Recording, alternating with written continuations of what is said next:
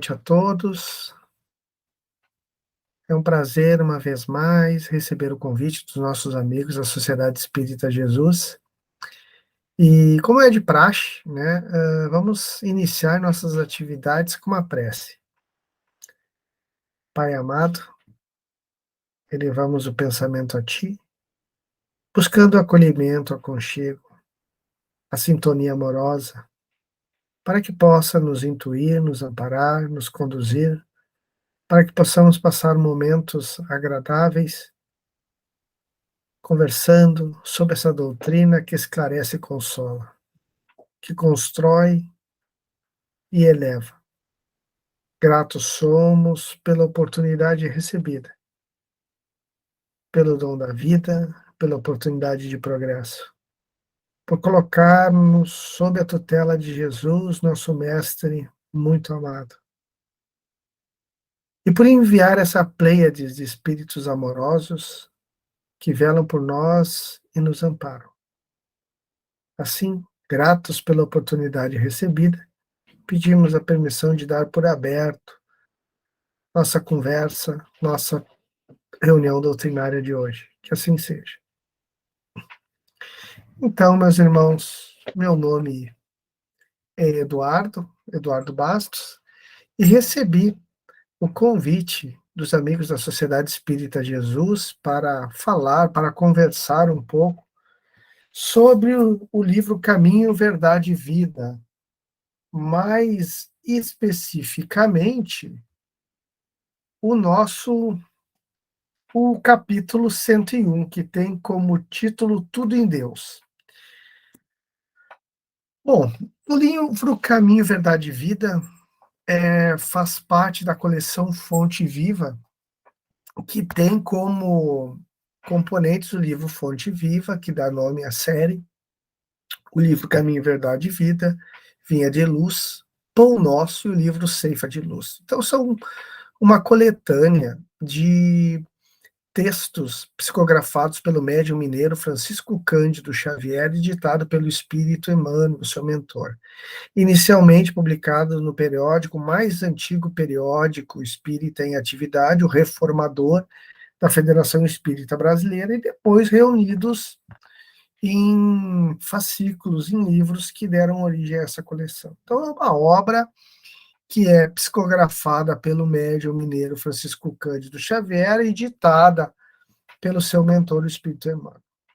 São obras muito interessantes, assim, muito importantes, muito utilizadas dentro do movimento espírita. Em reuniões doutrinárias, trabalhos doutrinários como esse que estamos fazendo aqui agora, o Evangelho no Lar, né, no culto do Evangelho no Lar, onde se prestam muito bem pelo culto, pelo cunho evangélico, pelo tamanho dos capítulos, se presta bem ao espaço, ao tempo do Evangelho no Lar, como leitura preparatória, né, de harmonização antes de alguma atividade, de alguma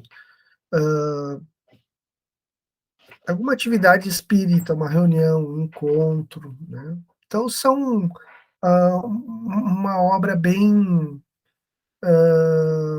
de muitas utilidades e de boa importância dentro do movimento espírita. Então, no capítulo 101 do livro Caminho, Verdade e Vida,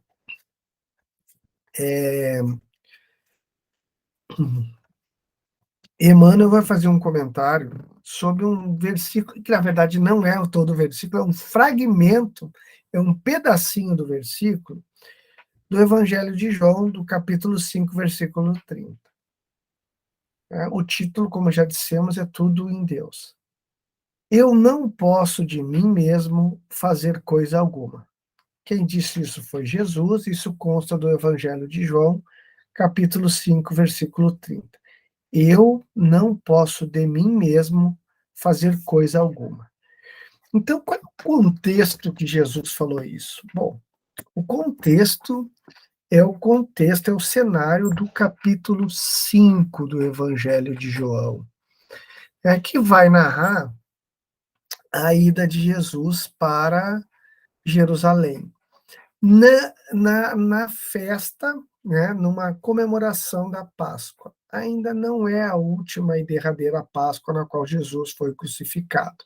Na vida pública de Jesus, ele vai, em 3 momentos, ele ir a Jerusalém para as festas de Páscoa, além da qual ele foi condenado e crucificado 2 anteriores. Essa provavelmente é a segunda. João comenta sem uma preocupação no seu evangelho com uma cronologia, com explicar a sucessão de eventos. Ele se preocupa mais com o ensinamento moral, as suas reflexões, o conhecimento espiritual transmitido. Então a gente supõe, né?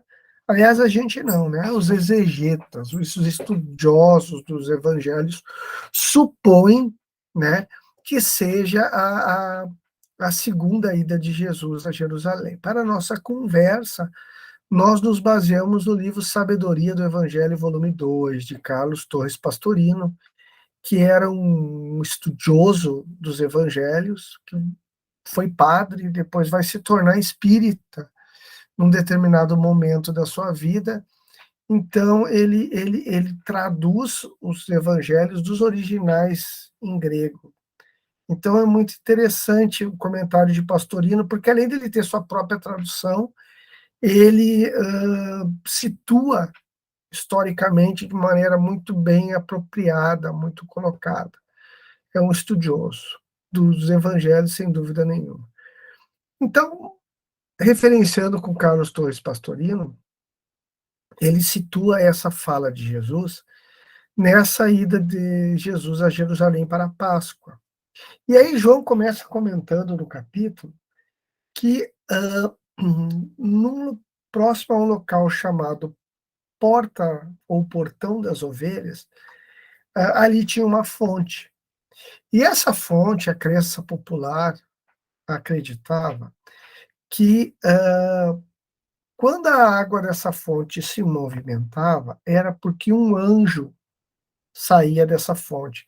Eles acreditavam que era uma espécie de um portal. Veja, não estamos falando do judaísmo oficial nem do ensinamento cristão. Era uma crença popular, tá? Era uma alegoria, um folclore, uma crença. Então, muitos doentes ficavam ao redor da fonte, porque eles acreditavam que quando a fonte se movimentava, as águas se movimentavam, era um anjo que saía de dentro da fonte, espécie de portal entre os céus e o plano terreno. E aí aquele que primeiro mergulhasse na fonte seria curado das suas doenças. Então, esses doentes dos mais variados males ficavam ali aguardando. E quando ocorria esse movimento, muito provavelmente causado pela abertura de alguma comporta que enchia e renovava a água dessa fonte, né? Mas dentro da crença popular se atribuía ao movimento das asas de um anjo que emergiria dali, não se era visível por parte dos vivos, e esses doentes se movimentavam. O primeiro que chegasse à fonte, que mergulhasse na fonte, seria curado. E Jesus, passando ali, é informado de um paralítico, de um o termo usado hoje politicamente incorreto, mas é o que conta dos evangelhos, é usado um aleijado, né? Mas sabemos ser um deficiente físico com algum tipo de dificuldade de locomoção. Jesus é informado que essa pessoa há 38 anos tinha essa enfermidade. E ele não conseguia chegar à fonte, primeiro, devido às suas limitações. E Jesus pergunta assim, ó, quer ser curado? E o Senhor responde, eu quero muito, mas eu não consigo chegar à fonte. Toda vez que a água se mexe, alguém com mais facilidade recebe a ajuda e chega e eu não tenho ninguém para me ajudar. Aí Jesus só comunica a ele, olha, o irmão está curado. Pega o teu leito, o termo usado ali é leito, né? Em outras traduções aparece cama, mas na verdade eles tinham esteiras ali, e, e vai. O homem é curado. E ele pega a sua esteira, reúne suas coisas e vai. E nesse caminho ele é interpelado, né? E João trata muito assim, ó, pelos judeus, né? Os judeus interpelam o homem encontra nas proximidades da fonte os judeus. Mas quando Pedro fala, quando João fala os judeus, ele está se referindo aos sacerdotes, né, a cúpula do judaísmo, né, os dirigentes do Sinédrio. Então, eram sacerdotes e escribas, doutores da lei. Então, eles questionam: oh, mas o que houve? Não, eu fui curado, um homem me curou. Aí eles perguntam: mas quem? Né? O que quem te curou? Aí ele procura, Jesus já não estava mais ali. E aí eles ficam, os doutores da lei, os judeus, como João fala, mas no sábado? Poxa, porque aquele dia era no sábado, ele te curou no sábado, e você também está errado, está caminhando com a tua esteira aí no sábado, sabe que não pode fazer isso no sábado? Mas aquele homem, e aí ele colocou as culpas em Jesus, o homem que foi curado, né? Não, mas ele me mandou: levanta, pega a tua esteira e vai, eu fiz. Passa-se alguns momentos, Jesus encontra de novo esse ex-paralítico que foi curado já no templo de Jerusalém. E aí Jesus encontra ele e faz aquelas advertências que ele não teve tempo, não teve oportunidade, mas que costumeiramente ele fazia às pessoas que eram curadas. Olha, agora tu não peques mais. Segue o caminho do bem para que algo de pior não te aconteça. O homem assente tudo. E nisso ele vai e encontra aqueles mesmos doutores da lei, sacerdotes, que dizem assim: olha, quem me curou foi aquele. Né? E entrega Jesus, ou é coagido, ou ele fala sem maldade. Os textos não explicam, né? Mas ele entrega Jesus para os fariseus. E os homens vão interpelar Jesus. E aí o texto, esse capítulo, segue mais ou menos dois aspectos: na crítica e na condenação dos fariseus, porque Jesus curava no sábado, o sábado era um dia santo para os judeus, e daquela forma como a religião era interpretada, no sentido literal, né, dentro de um formalismo religioso, de um apego à letra, e não ao ensinamento, à vivência espiritual. O sábado era um tabu em que os judeus não podiam fazer nada desde que o outro não descobrisse que ele estava fazendo nada, né? Porque escondido eles faziam muitas coisas que não poderiam fazer. E no segundo momento, Jesus interpelando de que como ele realizava essas coisas aparentemente fantásticas, né, sobrenaturais, mágicas, ele se explicando como um instrumento da divindade. E passando toda uma ética de como se comportar com relação a isso. Então, os judeus vão interpelá-lo e vão condená-lo, porque ele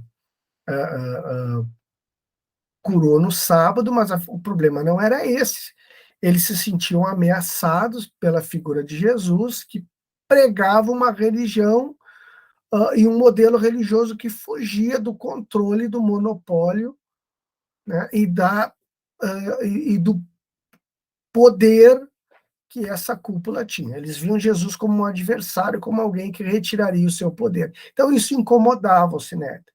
E no segundo momento, Jesus falando dele como um instrumento da divindade. Então, é nesse contexto que essa fala, né, de Jesus, esse trecho que Jesus nos coloca e que Emmanuel pensou, né, no começo do capítulo. Só uma pequena contextualização. Então, no livro Caminho, Verdade e Vida, mais especificamente no capítulo 101, que tem como título Tudo em Deus, dentro do capítulo 5, versículo 30 de João, Jesus vai dizer: eu não posso de mim mesmo fazer coisa alguma. E começa a comentar Emmanuel. Constitui ótimo exercício contra a vaidade pessoal a meditação nos fatores transcendentes que regem os mínimos fenômenos da vida. O homem nada pode sem Deus. Então, essa afirmação de Emmanuel, que é corroborada por Jesus, ou melhor, uma afirmação de Jesus que é corroborada por Emmanuel, vem nos trazer profundas reflexões. Quantas vezes na vida nós nos achamos, nós nos envaidecemos, nós nos cegamos, porque vamos relativamente bem em alguma atividade, conseguimos algum destaque em algum setor da sociedade, somos elogiados, bajulados, homenageados por um segmento da vida social. E não raro nos contaminamos pelo bichinho da vaidade. E nos achamos realmente os melhores, os mais importantes. Nos achamos coisa muito maior do que verdadeiramente somos. Iludidos pelo ego inflado, pelo orgulho alimentado, nos achamos muito mais do que verdadeiramente somos. O ensinamento de Jesus, reforçado pela doutrina espírita, nesse instante pelas palavras de Emmanuel,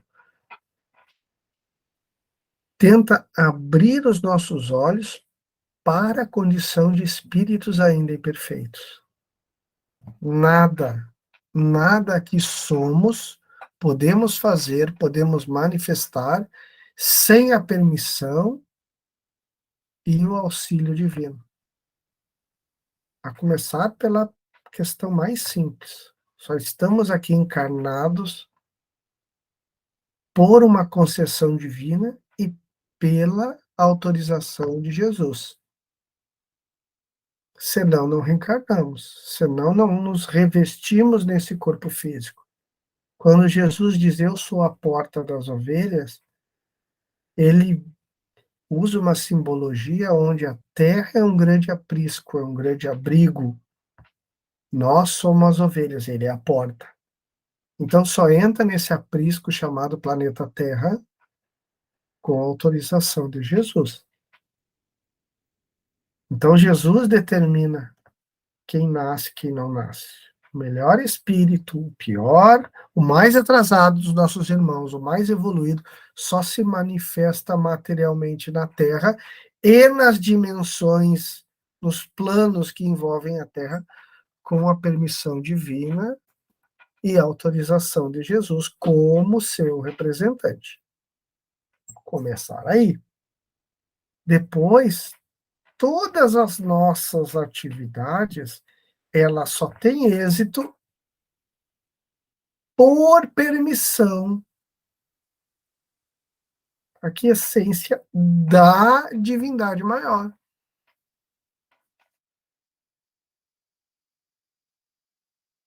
Ah, mas eu me fiz com o meu trabalho, com o meu estudo, mas quem te oportunizou as condições para trabalhar? Quem te deu condições de ter acesso ao estudo, de poder assimilar e usar aquele estudo para o teu crescimento profissional? Não vamos nem entrar no mérito da inspiração dos mentores espirituais que nos acompanham em todos os nossos sucessos, em todas as nossas empreitadas. Então, ninguém conquista nada sozinho, ninguém produz nada sozinho, ninguém alcança determinado objetivo sozinho. Somos o resultado de um processo coletivo. Primeiro, que permite a nossa chegada, depois, que nos ampara. Se Jesus, o espírito mais evoluído que pisou no nosso planeta reconhecia isso, vamos nós viver na ilusão do ego, no delírio do personalismo, no orgulho e na vaidade? Mas mesmo esse conhecimento, muitas vezes não nos basta, porque seguidamente nos deslumbramos. É o elogio que infla o nosso ego, é a honraria, a homenagem, ou nós mesmos nos achando grande coisa, coisas melhores que verdadeiramente somos. E segue Emmanuel no texto, nos exemplificando. Todos temos visto personalidades que surgem dominadoras do palco terrestre. Entretanto, a única realização que conseguem efetivamente é a dilatação ilusória pelo sopro do mundo, esvaziando-se aos primeiros contatos com as verdades divinas. Quando aparecem temíveis, esses gigantes de vento espalham ruínas materiais e aflições de espírito. Todavia, o mesmo mundo que lhe confere pedestal projeta-os no abismo do desprezo comum. A mesma multidão que os assopra incumbe-se de repô-los no lugar que lhes compete. Então aí nós vemos grandes líderes, grandes usufrutuários do poder, grandes personalidades da política, pessoas de riqueza e da fortuna, outros de grande magnetismo pessoal, de carisma, de beleza, que às vezes se perdem na vaidade, nos excessos do poder, nos delírios do ego, e são elevados por uma multidão que muitas vezes é a mesma que a derruba depois, num outro momento, e se volta contra eles. Os discípulos sinceros não ignoram que todas suas possibilidades procedem do Pai, amigo e sábio, que as oportunidades de edificação na terra, com excelência das paisagens, recursos de cada dia e bênção dos seres amados, vieram de Deus, que os convida, pelo espírito de serviço, a ministérios mais santos. Agirão desse modo, amando sempre, aproveitando para o bem e esclarecendo para a verdade, retificando caminhos e acendendo novas luzes, porque seus corações reconhecem que nada poderão fazer de si próprio e honrarão o Pai, entrando em santa cooperação com as suas obras. Então, o que Emmanuel quer dizer? Né? Que todas as nossas oportunidades, corpo físico, acesso à educação, liderança, a mediunidade, acesso ao conhecimento espiritual, o núcleo familiar, recursos financeiros, todos são oportunidades divinas. Jesus vai trabalhar isso muito bem na parábola dos talentos, onde ele vai chamar de talento todos esses recursos, todos esses dons, todas essas ferramentas, que são concedidas por quem? Na parábola dos talentos, pelo Senhor. Quem é, alegoricamente, simbolicamente, esse Senhor? É Deus. Então, ele vai simbolizar esses dons, esses talentos, essas facilidades, como o talento romano, que não é a palavra talento, dom que nós temos hoje, né? Mas o talento naquela época era a moeda de maior valor. Eram barras, lingotes usados para grandes transações comerciais. Era algo muito precioso. Tanto que a palavra talento ficou como alguma coisa importante, única, diferenciada, né? Então, esses talentos são oferecidos por Deus para satisfazer nosso ego, para nos colocar na condição de destaque, não, para que os multipliquemos. Como é que nós multiplicamos isso? Gerando recursos, progresso individual e para a coletividade. Então, essa é a finalidade desses talentos. Não a nossa vaidade, não estimular o nosso orgulho, não nos colocarmos num pedestal acima de nossos irmãos, mas sermos ferramentas do progresso, da evolução, da transformação moral e intelectual da coletividade nas quais estamos inseridos. Então, esse talento que Deus nos dá, ele pode muito bem ser retirado nessa encarnação mesmo ou em outra. Então, se eu tenho poder, o poder pode me ser tomado nessa encarnação, nos reveses da política ou da vida, ou encarnação futura, onde eu experimento contextos encarnatórios na dominação. Se eu tenho a riqueza mal utilizada, eu posso perder nessa existência ou em outra encarnação futura, onde eu experimento reencarnar na pobreza. Se eu uso mal o corpo físico, eu posso exauri-lo nessa vida e adoecê-lo, ou eu posso, numa outra encarnação, reencarnar em corpos mais débeis, mais frágeis, menos saudáveis. Se eu desperdiço a educação, o conhecimento, nessa vida mesmo eu posso não conseguir usar o conhecimento, ou na outra encarnação eu posso ter dificuldade nesse acesso à educação formal. O mesmo vale para o conhecimento espiritual, mediunidade, enfim, várias. Não como castigo, mas como forma de nos educar, de pedagogicamente, didaticamente entendermos. Olha, tu usou mal de forma egoísta, achando, pelo um delírio, pela miopia materialista, que esses dons eram exclusivamente teus e não ofertados, e agora tu experimenta ficar sem eles, não ter acesso a eles, para ver sozinho, sem o amparo do alto, de Deus, de Jesus, da espiritualidade, de Deus e os seus emissários. Como é que tu te vira?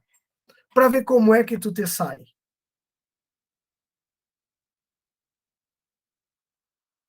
Abusou deles, experimenta uma encarnação sem eles. Então, por nós nada ou muito, muito pouco podemos. Mas como instrumentos do alto,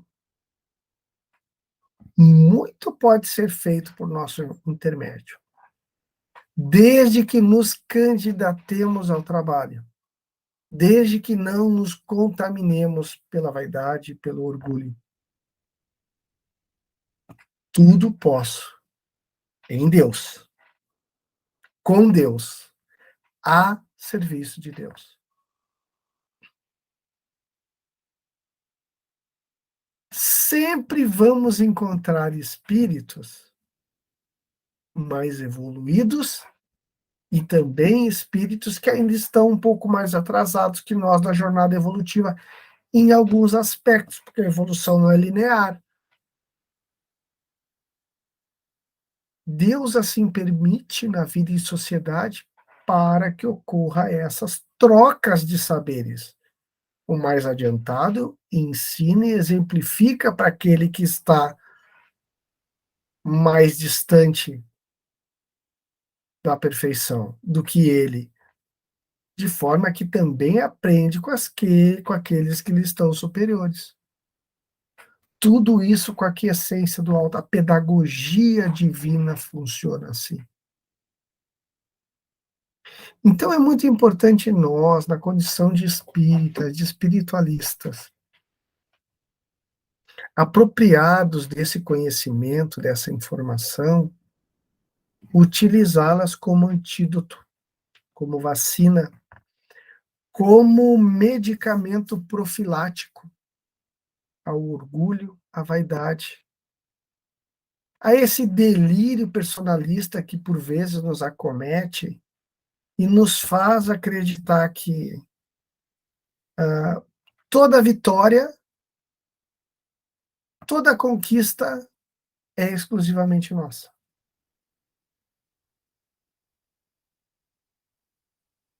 Esquecendo momentaneamente de que nada acontece sem a permissão do alto, que na quase totalidade das vezes somos meros instrumentos da espiritualidade para que alguma ação aconteça, para que algum fenômeno se manifeste, para que algum progresso definitivamente se efetive num núcleo, numa coletividade. O orgulho e o egoísmo, que são as chagas que acometem de ordinário a maioria da nossa coletividade no atual estado evolutivo que nos encontramos. Uma ferramenta contra isso, um profilático eficaz, é entendendo que somos espíritos encarnados, ainda imperfeitos, e nos manifestamos aqui por uma concessão divina.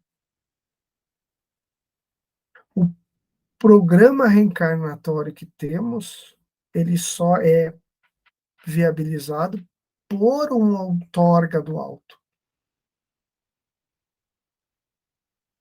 Não nos iludamos. Nenhuma vitória ela é exclusiva da individualidade. Ela é um projeto coletivo que foi permitido, possibilitado. Quando o espírito crístico do quilate de Jesus, olha, de mim nada possuo, nada consigo fazer sem a permissão do Pai, sem o auxílio do Pai, vamos nós, espíritos ignorantes, das ordens ainda mais inferiores, presos às dimensões mais primitivas e baixas da criação, nos acharmos num delírio de grandeza, numa embriaguez de vaidade.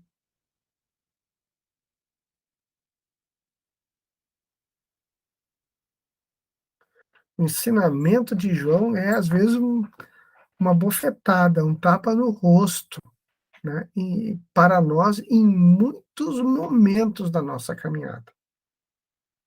É importantíssimo a reflexão, a meditação, a avaliação, o olhar para dentro. Ante as nossas ações no mundo, o nosso comportamento e as nossas reações. Que possamos todos ser gratos pelas oportunidades que recebemos, pelas vitórias, pelas conquistas, pelos objetivos alcançados, que são permitidos pelo alto para o nosso progresso. O que tínhamos para hoje era isso. Utilizamos o livro Caminho, Verdade e Vida, biografia recomendada para a exposição doutrinária de hoje. Também o livro Sabedoria do Evangelho, volume 3, de Carlos Torres Pastorino, da mesma forma que o Evangelho segundo o Espiritismo. São as biografias que utilizamos. Esperamos que, sem a pretensão de esgotar o assunto, o comentário de hoje sirva para que nossos irmãos possam pesquisar um pouquinho mais nessas obras e outras obras similares. É um prazer e uma alegria sempre encontrar os irmãos e conversar com os amigos pelas telas, lentes e canais da internet. Muita paz a todos, que Deus os abençoe e Mestre Jesus nos ampare hoje e sempre. Convidamos os amigos a encerrarmos com uma breve oração. Pai amado, planta em nós a semente do Evangelho. Multiplica os pães e os peixes do conhecimento e do amor em nossa esplanada.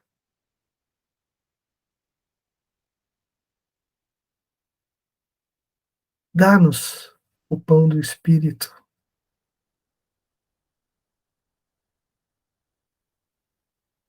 e o peixe do sentimento, que possamos todos, impulsionados por Ti, alcançarmos os propósitos, as metas que planejamos para essa encarnação.